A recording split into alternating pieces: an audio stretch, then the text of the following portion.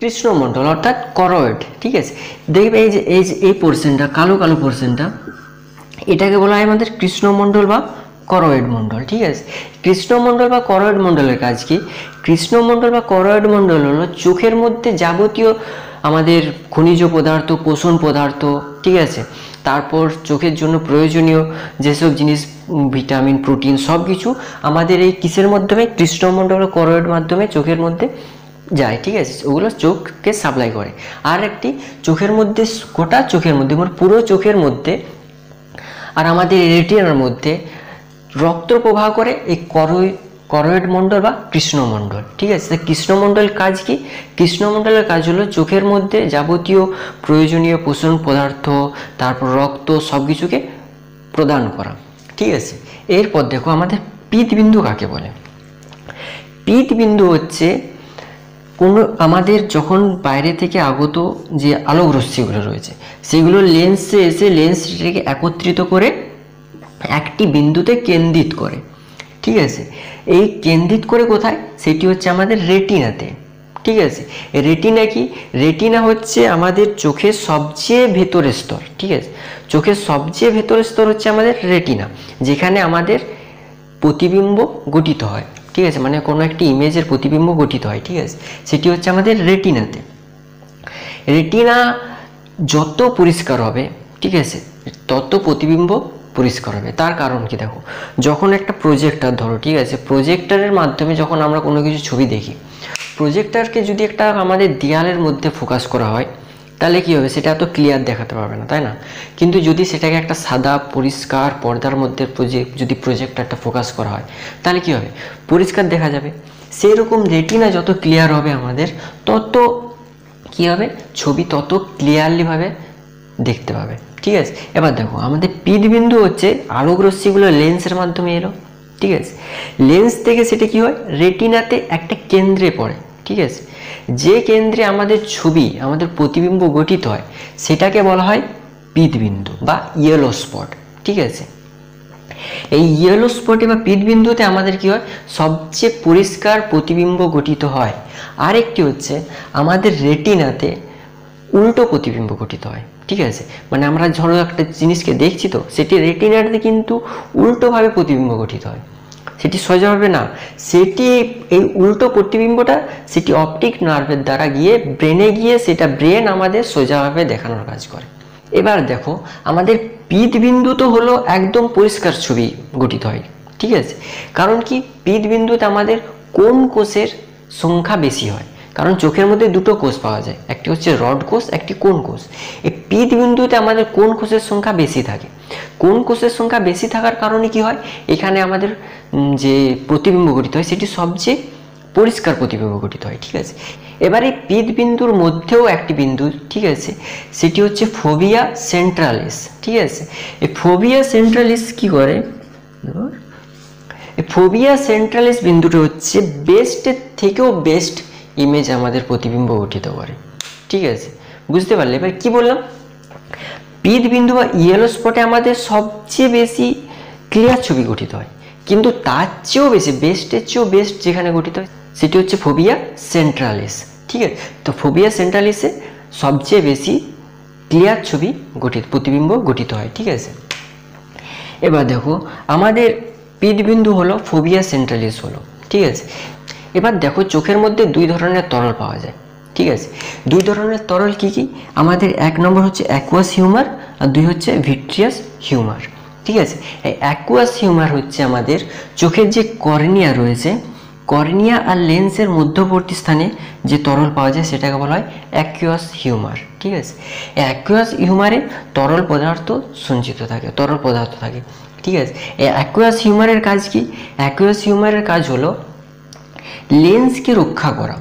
ঠিক আছে, লেন্সকে রক্ষা করা হচ্ছে আমাদের কাজ অ্যাকুয়াস হিউমারের। তার সাথে সাথে প্রতিসারক মাধ্যম, অর্থাৎ আলো যে প্রবেশ করছে, সেই মাধ্যম হিসেবে আমাদের কাজ করে অ্যাকুয়াস হিউমার। তাহলে অ্যাকুয়াস হিউমারের কাজ কি?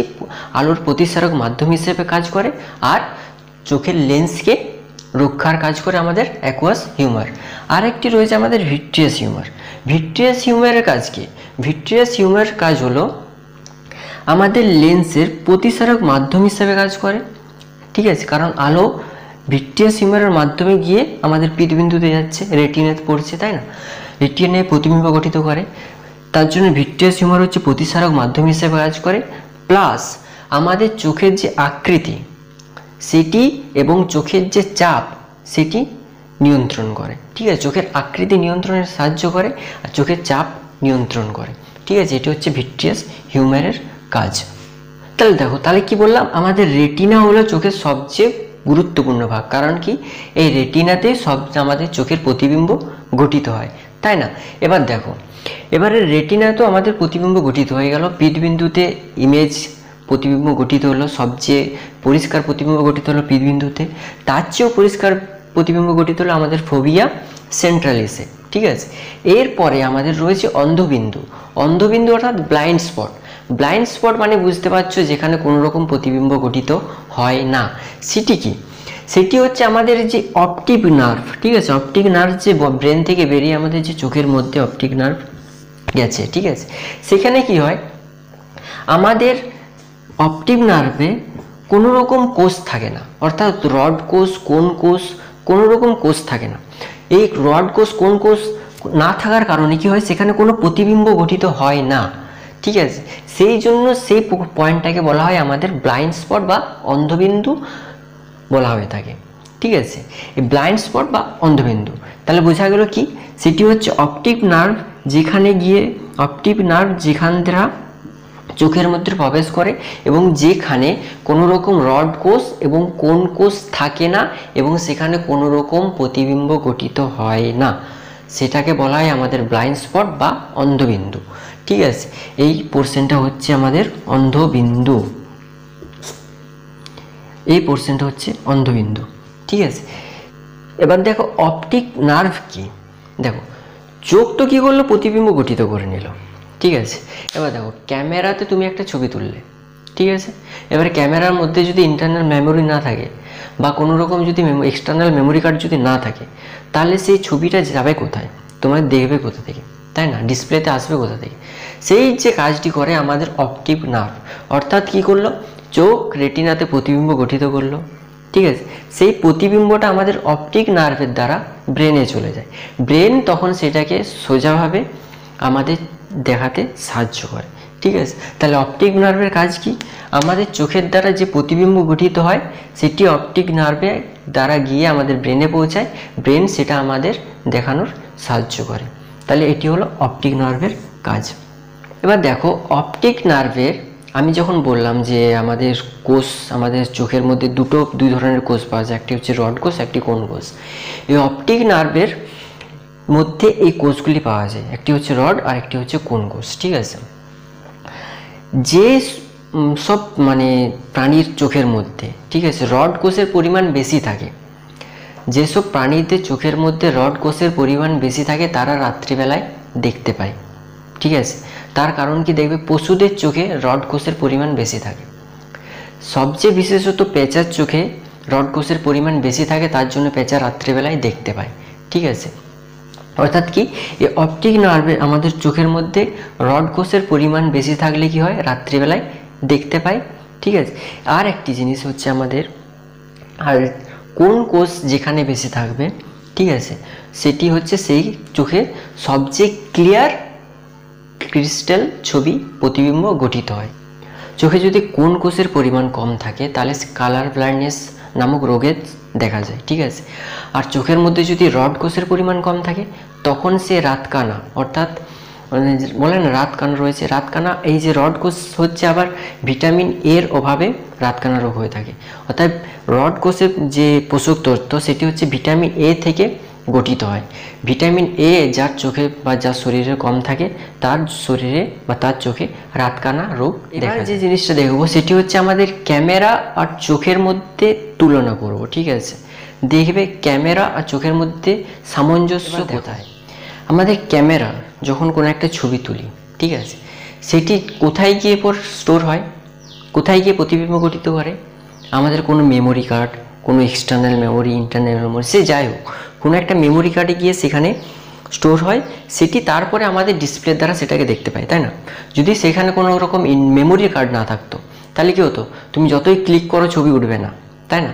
সেই রকম আমাদের যদি চোখের ভেতরে রেটিনা যদি না থাকতো তাহলে কি হয়, চোখের সামনে যতই আলো ভেতরে যাক কোনো কিছু আমাদের প্রতিবিম্ব গঠিত হবে না। তার কারণ কি, তাহলে কি আমাদের মেমোরি কার্ড হচ্ছে চোখের রেটিনা, ঠিক আছে? ক্যামেরায় যেরকম যদি মেমোরি কার্ড না থাকে কোনো রকম কোনো ছবি তুলতে পারবে না, দেখতে পারবে না, তাই না? সেই রকম আমাদের চোখের মধ্যে যদি রেটিনা খারাপ হয়ে যায়, রেটিনা যদি নষ্ট হয়ে যায়, রেটিনা যদি না থাকে তাহলে কি হতো, কোনো রকম কোনো প্রতিবিম্বই গঠিত হতো না, ঠিক আছে? এবার দেখো আইরিস, আমাদের আইরিস কি করে, আমাদের আইরিস কি করে, আলোর প্রকাশের মাত্রাটাকে নিয়ন্ত্রণ করে, তাই না? আলোর প্রকাশের মাত্রা নিয়ন্ত্রণ করে কি করে, সংকোচন করে, প্রসারণ করে, তাই না? যদি বেশি আলো হয় তখন কি হয়ে যায়, সংকোচন হয়ে যায়, আর কম আলোর ক্ষেত্রে কি হয়, প্রসারণ হয়ে যায়। সেরকম আমাদের ক্যামেরায় কি করে, ডায়াফ্রামে কি করে, ঘুরিয়ে কি করে আমাদের যখন ঘোরায় তখন কি হয়, দূরের জিনিসকে আলোর প্রকাশের মাত্রাটা গিয়ে করি, আর ইয়ে করে প্রকাশের মাত্রা কম বাড়ানো করি ডায়াফ্রামের সাহায্যে। আর সেরকম আমাদের আইরিসও কী করে, সংকোচন প্রসারণ করে। এবার দেখো আমাদের তারারন্ধ্র কী করে, আমাদের পিপল কি করে, আলোর প্রকাশের মাত্রাটাকেও নিয়ন্ত্রণ করে, তার সাথে সাথে কি করে, আমাদের যে আলো রয়েছে, প্রকাশ রয়েছে, সেটাকে কি করে লেন্সের মধ্যে প্রবেশ করে। বাইরে থেকে যে আলোটা আসছে, প্রকাশগুলো আসছে, সেটা লেন্সের মধ্যে প্রবেশ করায় কি আমাদের এই তারারন্ধ্র বা পিপল, ঠিক আছে? সেরকম অ্যাপারচার কি করে, আমাদের ক্যামেরার অ্যাপারচার কি করে, বাইরে থেকে যেসব ছবি, ঠিক আছে, যেসব আলো যাচ্ছে সেটি কী করে ক্যামেরার ভেতরে যে লেন্স রয়েছে, ঠিক আছে, সেই লেন্সের মধ্যে সেটাকে প্রবেশ করে। সেটি হচ্ছে আমাদের অ্যাপারচারের কাজ। আর আমাদের তারারন্ধ্রের কাজও সেই একই, ঠিক আছে? এরপর দেখো লেন্স আর আমাদের আই লেন্স। লেন্সের কাজ কি, লেন্সের কাজ হচ্ছে সেই সমস্ত আলোটাকে কেন্দ্রিত করে আমাদের এই মেমোরিতে পাঠাচ্ছে, তাই না, রেটিনাতে পাঠাচ্ছে। লেন্স কি করছে, আমাদের যেরকম লেন্স আলোর প্রকাশ লেন্সের মধ্যে পড়ে, লেন্সটাকে একত্রিত করে রেটিনায় যায়, যেখানে আমাদের প্রতিবিম্ব বা ছবি গঠিত হয়, ঠিক আছে? সেই রকম আমাদের ক্যামেরার লেন্স কি করে, সেই সব কিছু বাইরের সব আলোটাকে প্রকাশ করে সেটি কোথায় ক্লিক করার পর কোথায় যায়, সেটা আমাদের মেমোরি কার্ডে যায়। মেমোরি কার্ড যদি না থাকে কি হয়, ছবি উঠবে না। আর যদি লেন্স যদি খারাপ হয়ে যায় কি হয়, খারাপ ছবি আসবে, তাই না? সেরকম আমাদের লেন্স যদি সেরকম প্রকাশের মাত্রা, আলোর প্রকাশের মাত্রা যদি সেরকমভাবে ক্যামেরার যদি লেন্স কি হয়, আলোর প্রকাশের মাত্রা যদি ঠিকভাবে ক্যাপচার করতে না পারে তাহলে কি হয়, আমাদের ছবির কোয়ালিটি খারাপ হয়ে যায়, তাই না? সেরকম আমাদের চোখের লেন্স আর আই লেন্সের কাজ একই। আই লেন্সের আমাদের চোখের লেন্স কি করে, সে প্রকাশের মাত্রাটাকে রেটিনে গঠিত করে, রেটিনা প্রতিবিম্ব গঠিত করে। আমাদের ক্যামেরা লেন্স কি করে, সমস্ত আলোর প্রকাশের মাত্রাটা মেমোরি কার্ডে নিয়ে চলে যায়, ঠিক আছে? তাহলে বুঝতে পারছো আমাদের চোখের ধারণা থেকে আমাদের ক্যামেরার আবিষ্কার হয়েছে, ঠিক আছে? তাহলে আমাদের রেটিনার কাজ কি করে, মেমোরির কাজ করে। আমাদের আইরিসের কাজ কি করে, ডায়াফ্রাম কাজ করে। আর তারারন্ধ্র হচ্ছে অ্যাপারচার কাজ করে। আর আমাদের চোখের লেন্স আর ক্যামেরার লেন্স প্রায় একই কাজ করে, ঠিক আছে? এরপর যেটা দেখবো আমাদের চোখের কি কি রোগ হয়। দেখো চোখে মেনলি দুটো রোগ দেখা যায়, ঠিক আছে, দুটো প্রবলেম হয়ে থাকে। একটি হচ্ছে দূরবদ্ধ দৃষ্টি, একটি হচ্ছে নিকটবদ্ধ দৃষ্টি। দূরবদ্ধ দৃষ্টি যেটাকে বলা হয় সেটাকে হচ্ছে হাইপারমেট্রোপিয়া, ঠিক আছে? আর নিকটবদ্ধ যে দৃষ্টি সেটাকে বলা হয় মায়োপিয়া, ঠিক আছে? এই নিকটবদ্ধ দৃষ্টির ক্ষেত্রে কি হয়, আমাদের রেটিনার মধ্যে, ঠিক আছে, অর্থাৎ রেটিনার ঠিক আগে প্রতিবিম্ব গঠিত হয়, ঠিক আছে? তার কারণে কি হয়, কাছের জিনিসকে আমরা পরিষ্কার দেখতে পাই কিন্তু দূরের জিনিসকে পরিষ্কার দেখতে পাই না, ঠিক আছে? অর্থাৎ দেখো এই হচ্ছে আমাদের আলোর প্রকাশ, ঠিক আছে? আলোর প্রকাশগুলো আমাদের চোখের মধ্যে যাচ্ছে, ঠিক আছে? এইখানে আমাদের চোখ, ওকে, কি হয়, এটা হচ্ছে আমাদের রেটিনা, ওকে। তখন কি হয়, আমাদের নিকটবর্তী দৃষ্টিতে রেটিনার ঠিক আগে আমাদের প্রতিবিম্বটা গঠিত হয়ে যায়, ঠিক আছে? রেটিনার ঠিক আগে প্রতিবিম্ব গঠিত হয়, তার ফলে কি হয়, আমাদের কাছের জিনিসগুলো আমরা পরিষ্কার দেখতে পাই, ঠিক আছে, কিন্তু দূরের জিনিসগুলোকে পরিষ্কার দেখতে পাই না। সেটা হচ্ছে আমাদের মায়োপিয়া, যে রোগটি হচ্ছে মায়োপিয়া বা নিকটবদ্ধ দৃষ্টি, ঠিক আছে?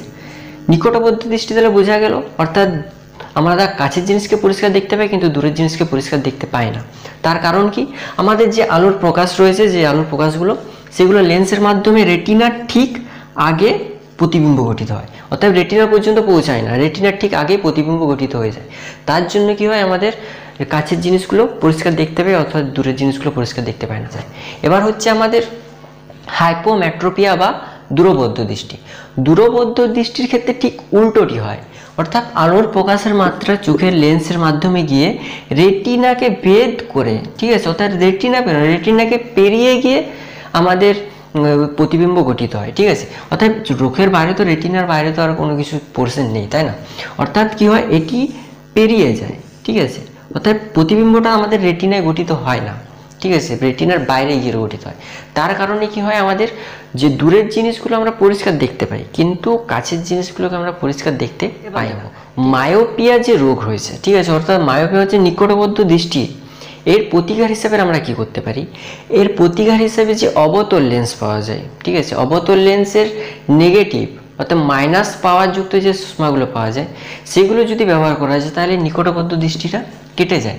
এ আমাদের অবতল লেন্স কি করে, তখন এই আলোর প্রকাশের মাত্রাগুলো লেন্সের মাধ্যমে একত্রিত করে আমাদের ঠিক রেটিনায় প্রতিবিম্ব গঠন করে, ঠিক আছে। অর্থাৎ মায়োপিয়া বা নিকটবদ্ধ দৃষ্টির ক্ষেত্রে অবতল লেন্স ব্যবহার করা যেতে পারে, ঠিক আছে, যেটা হচ্ছে মাইনাস পাওয়ার। আর আমাদের হাইপোমেট্রোপিয়া বা দূরবদ্ধ দৃষ্টির ক্ষেত্রে কি উত্তল লেন্সের প্লাস পাওয়ার যুক্ত যে চশমাগুলো ব্যবহার করা যেতে পারে, সেইগুলোতে আমাদের দূরবদ্ধ দৃষ্টিটা কেটে যায়, ঠিক আছে। আমাদের উত্তল লেন্সে যেটা হাইপোমেট্রোপিয়া, সেটি কি করে, আমাদের আলোর প্রকাশগুলো লেন্সের মাধ্যমে গিয়ে ঠিক রেটিনাতে প্রতিবিম্ব গঠন করে, ঠিক আছে। তাহলে আশা করি তোমরা এই চোখের চ্যাপ্টারে বুঝতে পেরেছো, তাই না? যদি ভালো লেগে থাকে তাহলে নিচে কমেন্ট করবে, আর যদি লাইক করবে, আর যদিও বুঝতে অসুবিধা হয় তুমি কমেন্ট করবে, আমি আরও ভালোভাবে বোঝানোর চেষ্টা করব, ঠিক আছে। তাহলে দেখা যাবে পরবর্তী ভিডিওতে। ততদিন ভালো থেকো, বাই।